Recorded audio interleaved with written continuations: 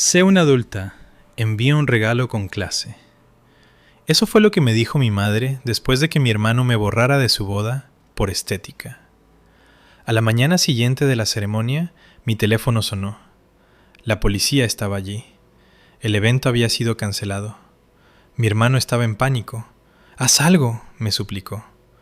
Yo miré el número, sonreí y simplemente dije, «No». Mi nombre es Lucía. Tengo 33 años, vivo en Madrid y soy socia principal en una firma que compra, restaura y gestiona fincas históricas. El tipo de lugares que la gente llama encantadores, porque decir inalcanzables suena grosero. En mi familia siempre he tenido un solo trabajo, limpio y sencillo: ser útil. Ser útil significaba que yo pagaba los depósitos sin que me lo pidieran. Ser útil significaba que llamaba a los proveedores cuando a mi hermano se le olvidaba. Ser útil significaba conducir 2 horas para entregar un traje de repuesto porque él no tenía tiempo de recogerlo. Ser útil significaba escuchar los discursos de mi madre sobre la lealtad y la familia es lo primero, mientras mi padre se quedaba sentado ahí como un mueble más, que simplemente había aprendido a respirar. Mi hermano Alejandro era el centro del sistema. Mi madre era su voz. Mi padre era el asentimiento silencioso que hacía que todo pareciera oficial. Y a mí, bueno, me toleraban mientras mantuviera la máquina funcionando. Es el tipo de normalidad que no cuestionas cuando creces dentro de ella. No notas el peso hasta que intentas soltarlo. Unos días antes de la boda, llegó una carta a mi casa en Madrid. Un sobre real, grueso, nítido, de esos que exigen respeto. Recuerdo cómo se sentía bajo mis dedos. Papel de alto gramaje, tinta en relieve y un ligero aroma, como si alguien hubiera rociado el aire con importancia. No había saludo. Ningún «espero que estés bien», ningún «estamos deseando verte». Ni siquiera esa calidez falsa que la gente usa para tapar su crueldad cuando quiere dormir tranquila por la noche. Solo era un aviso corto, tan frío y clínico como una multa de tráfico. La lista de invitados había sido finalizada. David y yo habíamos sido eliminados. ¿El motivo? Estética de la distribución de las mesas. Releí esa frase hasta que dejó de tener sentido. Estética de las mesas. Como si fuéramos manchas en un mantel. David me encontró en la encimera de la cocina, con la carta bajo la palma de la mano, como si intentara asfixiarla. No dijo nada al principio, solo miró mi cara.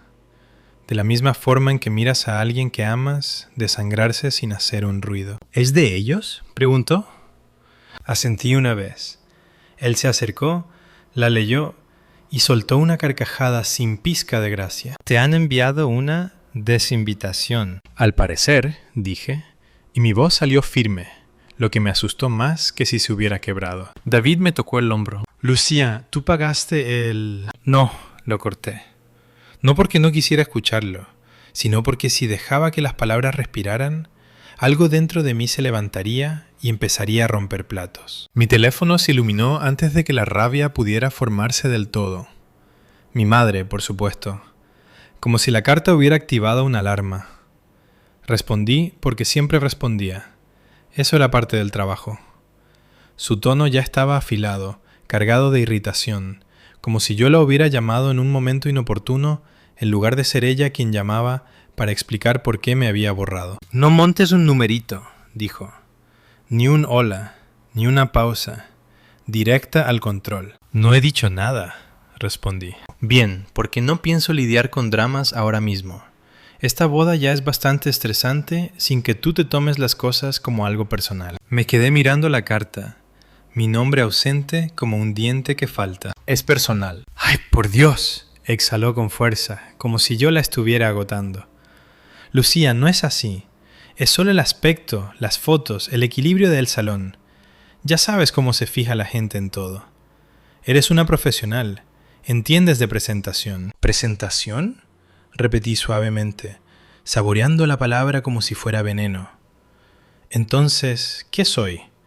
¿Mala iluminación? Él la ignoró eso. Sé una adulta. Envía un regalo con clase. Podía imaginar su cara mientras lo decía. Barbilla levantada, ojos entrecerrados, la expresión que ponía cada vez que necesitaba que alguien se tragara una decepción sin masticar. Ni siquiera me pregunta si estoy bien, dije. Lucía, advirtió, convirtiendo mi nombre en una correa. No hagas esto. No hagas esto. No pidas respeto. No exijas un lugar en la mesa. No interrumpas la narrativa donde Alejandro es de oro y Lucía es solo ruido de fondo. Tienes razón, dije, sorprendiéndome a mí misma. De acuerdo. Hubo una fracción de silencio en la línea. Ese tipo de silencio que ocurre cuando alguien espera que pelees y no lo haces. Se recuperó rápido. Bien, eso está bien. Estás siendo madura. Sabía que lo entenderías. Colgué, y por un momento me quedé allí sentada, con el teléfono en la mano, la carta en la encimera y David en la puerta, como si me estuviera protegiendo de algo que no podía ver. Has dicho, de acuerdo, dijo con cuidado. Lo he dicho. Eso no es propio de ti. Lo miré. Es exactamente como soy. Ese es el problema. Porque ese de acuerdo no era aceptación, era un corte. Algo dentro de mí se rompió limpiamente, como un hilo tensado al límite. Esa noche abrí mi portátil y entré en la aplicación del banco. No porque necesitara comprobar nada, sino porque quería verlo todo desplegado, sin romanticismos e innegable. El depósito del catering que cubrí cuando la tarjeta de Alejandro fue rechazada misteriosamente, el extra del lugar de la celebración que pagué solo por esta vez, porque mi madre dijo: ¿quieres que tu hermano pase vergüenza? La mejora de la floristería, el ajuste de emergencia del traje, los billetes de avión para la despedida de soltero que adelanté porque te lo pagaremos después de la boda. Si le preguntabas a mi familia, ellos se encargaron de todo. Ellos hicieron sacrificios. Estaban tan estresados por el dinero. Si le preguntabas a mis extractos bancarios, el sacrificio era yo. Pensé en cada vez que envié dinero y me dieron las gracias como a un cajero automático, no como a una hermana. En cada vez que mi madre me decía que Alejandro estaba bajo mucha presión, como si eso lo excusara de todo. En cada vez que mi padre evitaba mi mirada, como si el silencio fuera una forma de bondad. Y de repente, la desinvitación tuvo todo el sentido del mundo. No se trataba de las mesas, ni siquiera de las fotos. Se trataba de poder. Si yo estaba allí, yo existía. Si yo existía, mi contribución existía. Si mi contribución existía, la historia de que Alejandra lo hizo todo con esfuerzo y carisma se ensuciaba. No querían suciedad. Querían borrarme. David se sentó a mi lado en el sofá.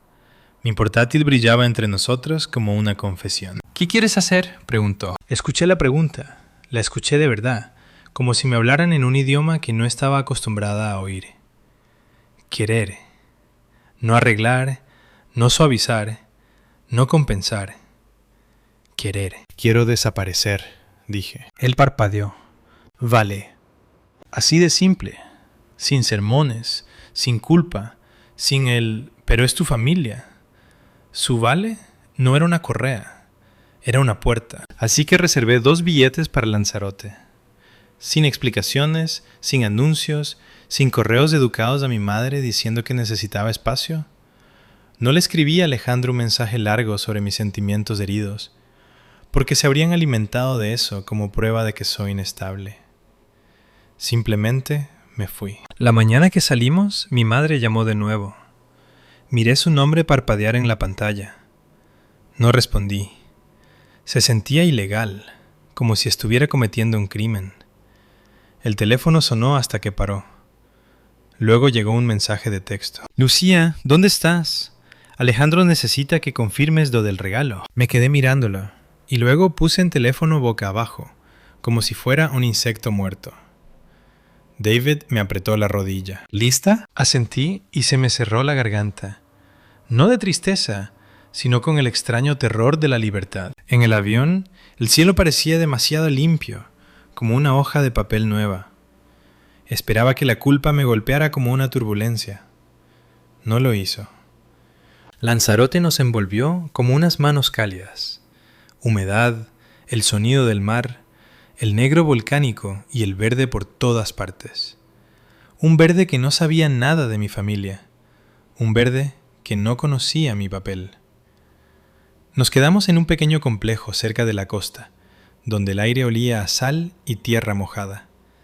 El tipo de lugar donde el tiempo se ralentiza porque no hay nada que aparentar. La primera noche, David y yo nos sentamos en el balcón con 2 copas de vino blanco de la zona, frío y punzante. En la oscuridad se oía el murmullo del océano. ¿Estás bien?, preguntó. Me eché hacia atrás en la silla y escuché mi propia respiración. Sin teléfono sonando, sin instrucciones de mi madre, sin los favores rápidos de Alejandro. No lo sé, admití. Me siento vacía. David asintió. Estar vacío es solo tener espacio, y el espacio no es algo malo. Quise creerle. La boda se celebró sin mí. No miré sus redes sociales. No pregunté a los parientes comunes. No hice eso que mi cerebro había sido entrenado para hacer. Merodear cerca de la puerta, esperando ser convocada de nuevo. Dejé que tuvieran su encuadre perfecto y dejé que el sistema funcionara sin la persona que solía sostenerlo cuando flaqueaba. Hay un detalle que aún no he dicho en voz alta, porque todavía se me seca la boca al hacerlo. Mi empresa es la propietaria del palacio donde se celebró la boda de Alejandro. Y no de una forma corporativa vaga. Yo misma había inspeccionado esa propiedad. Había caminado por sus pasillos de piedra, probado los cierres de las ventanas y discutido con el patronato de patrimonio sobre lo que significa la integridad histórica. Yo estuve en las reuniones donde decidimos que podíamos alquilarla para eventos privados, siempre que el contrato fuera blindado. Una propiedad así no es solo un fondo bonito, es una responsabilidad viviente. Madera vieja, yeso frágil, cableado antiguo que se incendiaría si le dieras la oportunidad. Por eso, nuestro contrato era estricto. Nada de fuegos artificiales, nada de llamas abiertas, nada de efectos especiales, nada de equipos que no hubieran sido revisados, nada de comportamiento agresivo con el personal y nada de ignorar los protocolos de seguridad solo porque llevas un smoking y te crees de la realeza. Las reglas existían porque una mala noche podía destruir un siglo de historia. Y porque la gente con dinero, según he aprendido, ama las reglas como los niños pequeños aman las vallas. Empujan hasta que algo se rompe. Alejandro no reservó el palacio a través de mí. Por supuesto que no. Eso significaría reconocer mi mundo, mi autoridad. Lo reservó a través de una organizadora de eventos, como si fuera simplemente otro lugar bonito que se merecía. Cuando vi la reserva en nuestras aprobaciones internas semanas antes, se me revolvió el estómago. Podría haber avisado, podría haber intervenido, podría haber llamado al gerente y decirle discretamente: «Es mi familia, ten cuidado». Y aquí viene la parte fea. En el pasado, habría hecho incluso más que eso. En el pasado, habría llamado con antelación para suavizar las cosas sin que nadie lo supiera. «Sed flexibles», habría dicho con una voz que fingía que no era un favor. Si fuerzan las reglas, no escaléis el conflicto, mantened la calma, mantenedlo en silencio. Solía hacer eso. Solía lijar las consecuencias hasta que mi familia podía caminar descalza sobre ellas. Esta vez no lo hice. No fue venganza ni sabotaje. Fue simplemente ausencia. Por una vez, dejé que el sistema fuera el sistema. Dejé que las reglas se aplicaran a personas que estaban acostumbradas a ser la excepción. La mañana después de la boda me desperté temprano. Había llovido durante la noche. El aire era fresco y el cielo gris. David seguía durmiendo. Mi teléfono sonó. No era mi madre, ni Alejandro. Era un número que reconocí del trabajo. El gerente de la finca. Me quedé mirando la pantalla un segundo y luego respondí. «Lucía», dijo el gerente, y su voz tenía esa calma que viene del entrenamiento, no de la serenidad. La que escuchas justo antes de que alguien diga que el edificio se está quemando. «¿Qué ha pasado?», pregunté, sabiendo ya que no era nada bueno. La policía tuvo que intervenir, dijo. Cancelamos el evento. Por un segundo sentí que me faltaba el aire. ¿Cancelado? Repetí. Sí, incumplimiento de contrato. Múltiples. Trajeron equipo pirotécnico no autorizado, de gran potencia. El personal intentó intervenir. El novio se puso físicamente agresivo. La novia hizo una pausa como buscando palabras que no sonaran a cotilleo en un informe legal. La novia no colaboró y escaló la situación. Seguimos el protocolo. Cerré los ojos y en lugar de conmoción, lo que sentí fue algo más frío. Sentí que era inevitable. ¿Hay heridos?, pregunté. Heridas leves. Empujaron a un miembro del personal. Se ha presentado denuncia policial. Las grabaciones de seguridad están guardadas. Se está redactando el informe de incidentes. Ya hemos sellado la carpeta del evento y restringido el acceso. Esa frase, sellado la carpeta, me golpeó como un sello sobre papel. No era drama ni chismes, era documentación. Envía todo al departamento legal, dije. Mi voz salió nítida, como la versión de mí que está en las salas de juntas. Y bloquead el acceso a la propiedad. Nadie vuelve sin autorización. Entendido, dijo él, con un deje de alivio en la voz. Siento llamarte en tus... No te disculpes, lo corté. Has hecho lo correcto. Colgué y me quedé allí, mirando la lluvia. David se movió. ¿Trabajo?, balbuceó con la voz pastosa de sueño. No respondí rápido. Él abrió los ojos, vio mi cara y se incorporó. Lucía, ¿qué pasa? Lo han cerrado todo, dije. ¿Qué? La boda, la policía, incumplimiento de contrato. David me miró y luego exhaló lentamente, como si él también soltara algo que llevaba cargando. ¡Madre mía! Mi teléfono se iluminó de nuevo. Alejandro. Me quedé mirando su nombre en la pantalla y sentí algo parecido a la diversión. Llamó una y otra vez, como si la repetición pudiera obligarme a volver a mi papel. Respondí a la cuarta llamada porque la curiosidad es su propia forma de debilidad. Su voz estalló en mi oído. ¿Dónde demonios estás? Buenos días, dije con calma. No me vengas con esas. Lo han cerrado. Ha venido la policía. Dicen que hemos violado el contrato. Tienes que arreglar esto. Miré hacia el balcón, hacia la lluvia que lavaba el mundo. ¿Arreglar qué exactamente? ¿El palacio? ¿La finca? A tu gente, a quien sea. Se detuvo, con la respiración entrecortada. Mamá dijo que tú sabrías qué hacer. Por supuesto que lo dijo. Se oían gritos detrás de él. Una voz de mujer aguda y frenética. Beatriz, supuse.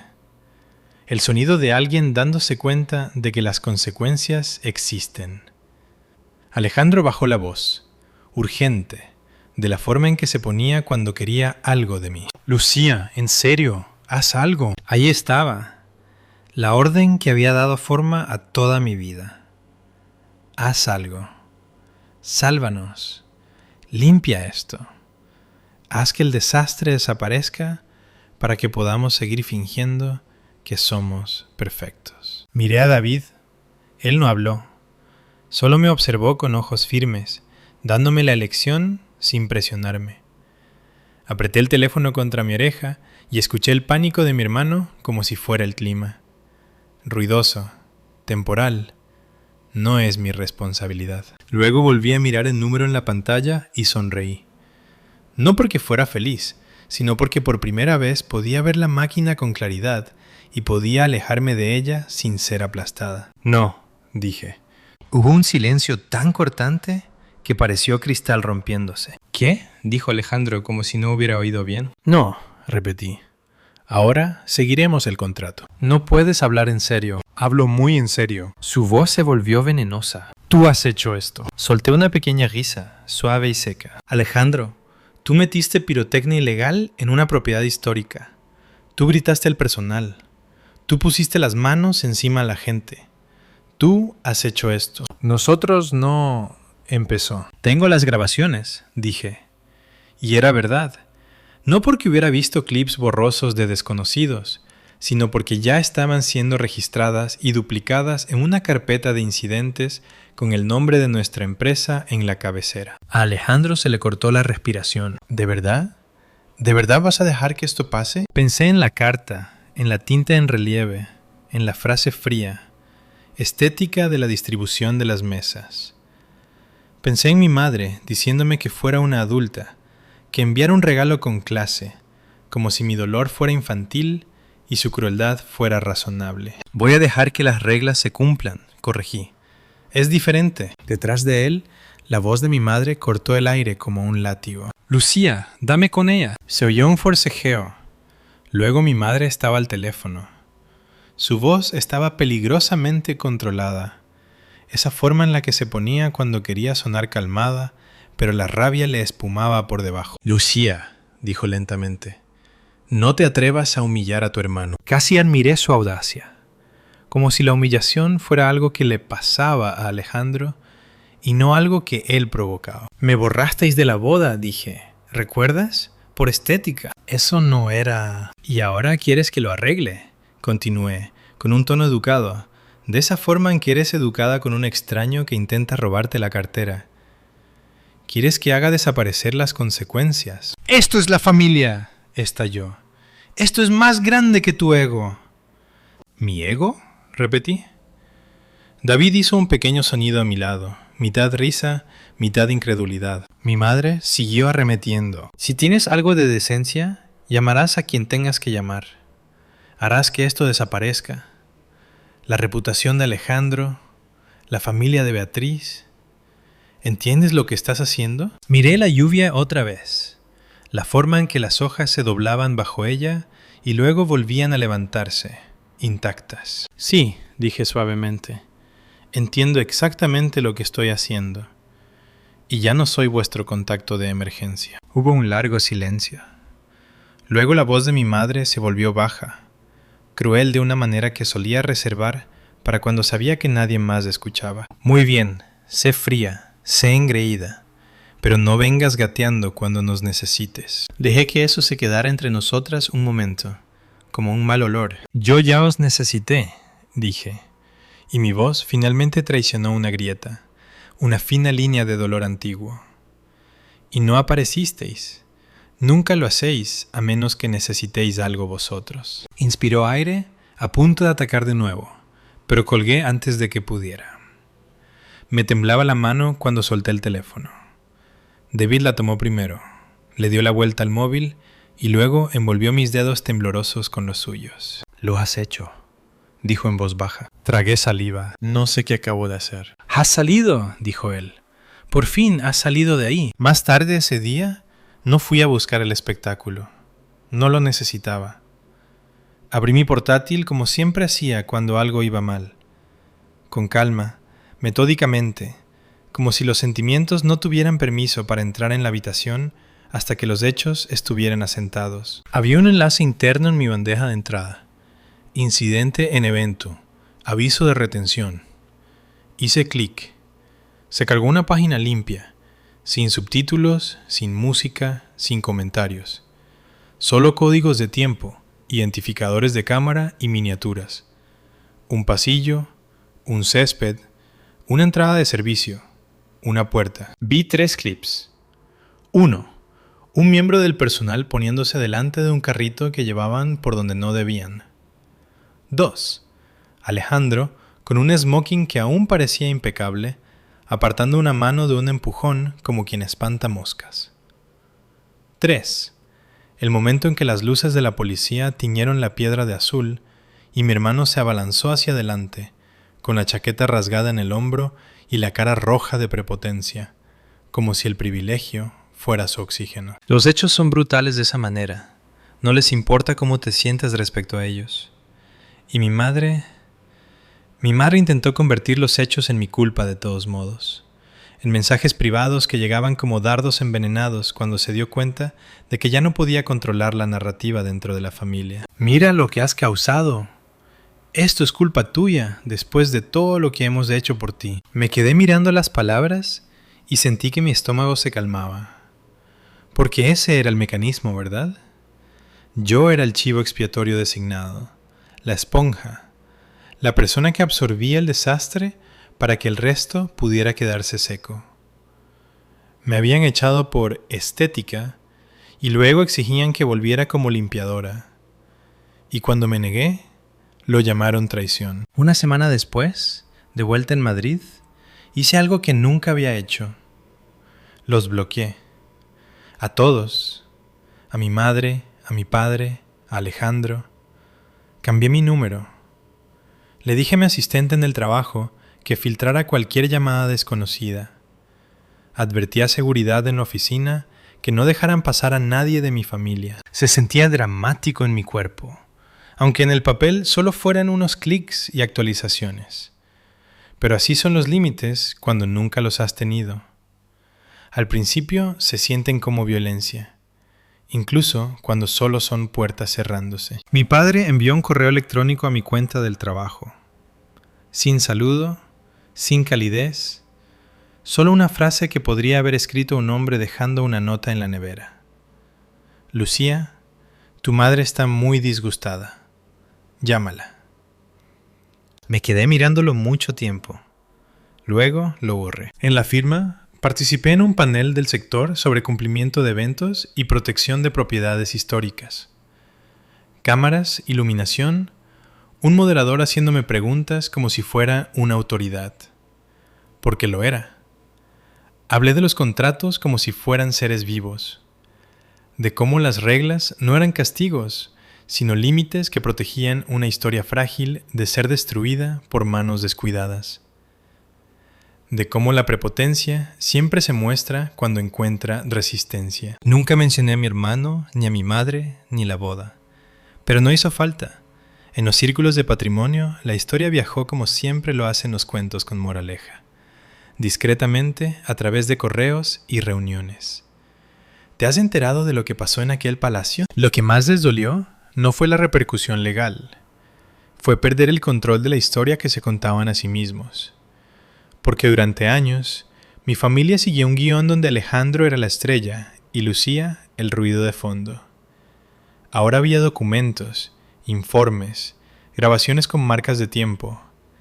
Y nada de eso necesitaba mi interpretación para ser condenatoria. Alejandro se enfrentó a demandas y multas.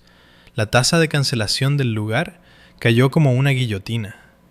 La familia de Beatriz amenazó con demandarlo. Los proveedores exigieron sus pagos. Su día perfecto se convirtió en un expediente que no desaparecería solo porque él quisiera. El círculo de Beatriz también le dio la espalda. Primero discretamente, luego abiertamente. Las mismas bocas que la elogiaban cuando estaba en el encuadre encontraron nuevas palabras cuando el marco se rompió. Mi madre intentó llegar a mí a través de parientes lejanos, de viejos amigos, a través de la culpa disfrazada de preocupación. Es tu madre. Está sufriendo. Está avergonzada. Yo escuchaba, y cada vez la misma claridad subía en mí como una marea. No sufría porque me echara de menos. Sufría porque no podía acceder a mí. Mi padre se quedó en su silencio de siempre. Ni lo suficientemente valiente para defenderme cuando importaba, ni lo suficientemente honesto para admitir que él ayudó a construir ese sistema al no oponerse nunca. A veces, tarde en la noche, sigo sintiendo el viejo reflejo, mi teléfono vibrando en mi imaginación, mi cuerpo preparándose para correr y arreglar. Pero luego recuerdo la carta, estética de la distribución de las mesas, y recuerdo la lluvia en Lanzarote, la calma en la voz del gerente, la limpieza final de cancelamos el evento. La verdad es que yo no destruí su boda, lo hicieron ellos. Todo lo que yo hice fue dejar de sostener el techo. La primera vez que me di cuenta de que ya no me sentía culpable, me asusté. No porque la culpa sea noble, sino porque había sido mi compañera constante, como una sombra que asumí que me seguiría siempre. En su lugar había algo más, espacio. No vacío, sino espacio. Espacio para despertarme sin miedo. Espacio para sentarme en mi propio salón sin buscar la siguiente emergencia.